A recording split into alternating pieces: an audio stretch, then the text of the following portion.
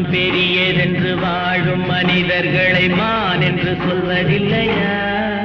தன்னை தானும் அறிந்து கொண்டு ஊருக்கும் சொல்பவர்கள் தலைவர்கள் ஆவதில்லையா? மானம் பெரியதென்று வாழும் மனிதர்களை மான் என்று சொல்வதில்லையா? தன்னை தானும் அறிந்து கொண்டு ஊருக்கும் சொல்பவர்கள் தலைவர்கள் ஆவதில்லையா?